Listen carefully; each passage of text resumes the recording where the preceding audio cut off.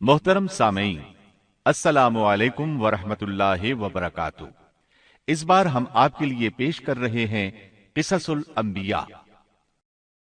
चुनाचे अब हम आपको इदरीस अलैहिस्सलाम के बारे में बताते हैं। एक हदीस में है कि आदम और शीस अलैहिस्सलाम के बाद इदरीस अलैहिस्सलाम पहले नबी हैं। एक दूसरी हदीस में है कि इदरीस अलैहिस्सलाम पहले नबी हैं जिन्होंने कलम के जरिए लिखा और लोगों को किताबत सिखाई।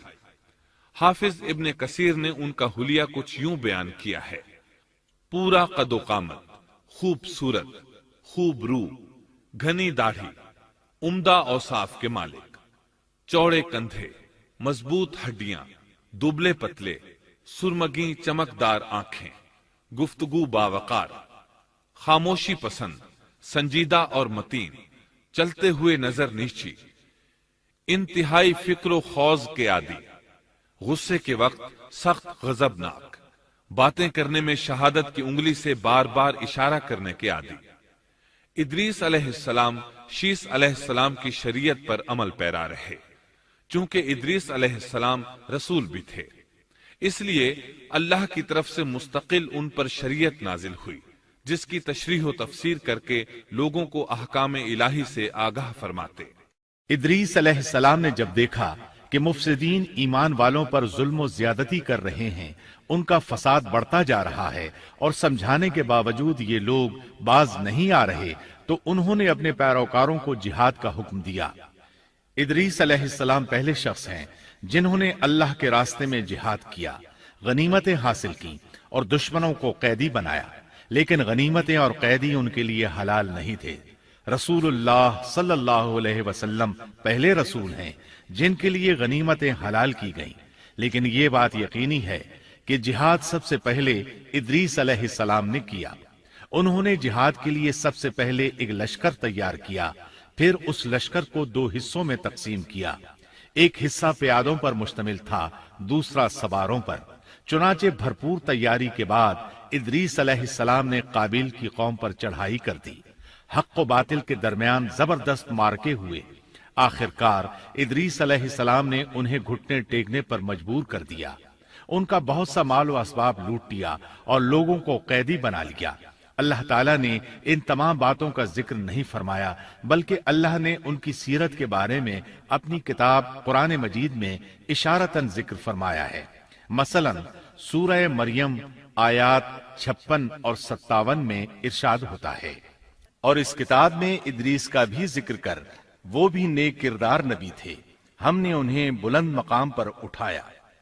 उनके बुलंद मर्तबे के बारे में बुखारी और मुस्लिम में हदीस मौजूद है कि नबी करीम सल्लल्लाहु अलैहि वसल्लम ने फरमाया, मैंने मेराज की रात चौथे आसमान पर इदरीस अलैहिस्सलाम से मुलाकात की।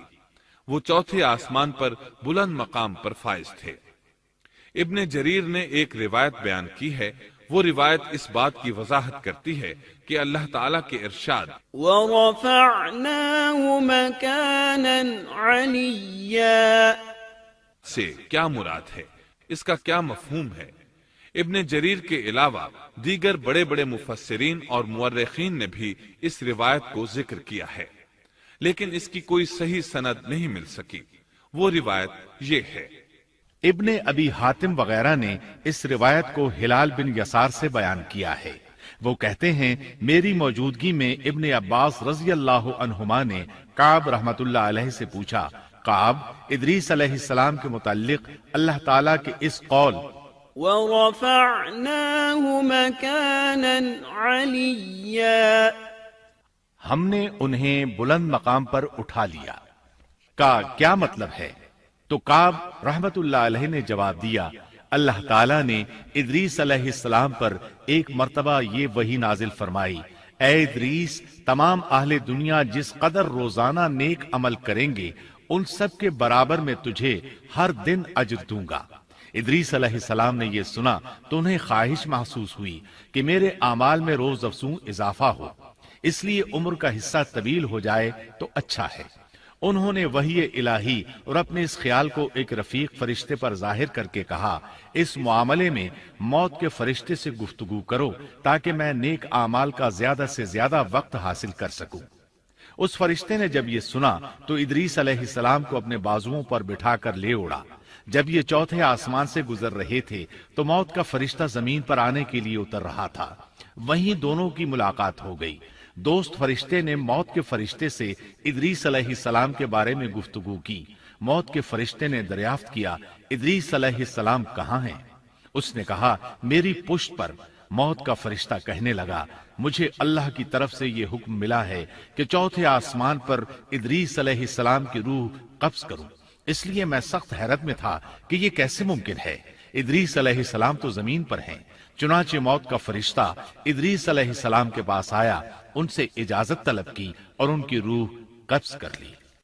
انبیاء کو یہ امتیاز حاصل ہے کہ فرشتہ ان کی اجازت کے بغیر ان کی روح قبض نہیں کر سکتا، اور رسول اللہ صلی اللہ علیہ وسلم کو تو یہ اختیار دیا گیا کہ آپ دنیا میں مزید رہنا پسند کریں تو رہ سکتے ہیں، یا پھر رفیق اعلیٰ کی رفاقت کو پسند کر لیں۔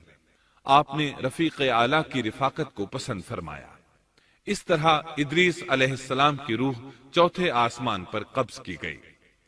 انہیں بھی عیسیٰ علیہ السلام کی طرح آسمان پر اٹھایا گیا۔ فرق یہ ہے کہ عیسیٰ علیہ السلام کی روح قبض نہیں کی گئی۔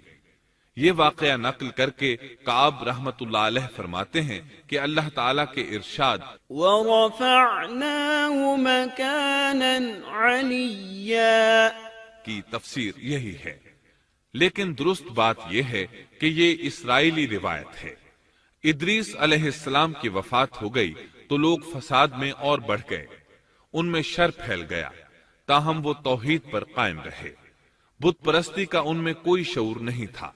لوگ آدم علیہ السلام کی وفات کے 1000 سال بعد تک توحید پر قائم رہے۔ ان میں فسق و فجور ضرور تھا لیکن شرک نہیں تھا۔ اللہ تعالیٰ کے اس ارشاد كان الناس أمة واحدة دراصل لوگ ایک ہی امت تھے کا یہی مطلب ہے۔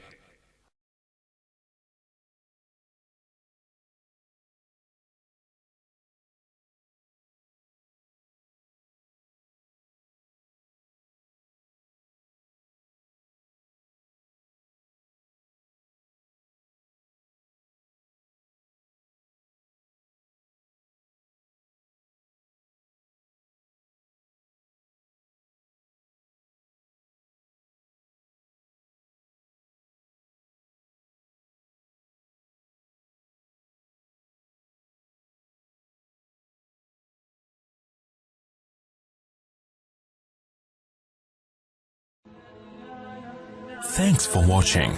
Don't forget to like, comment, share and subscribe to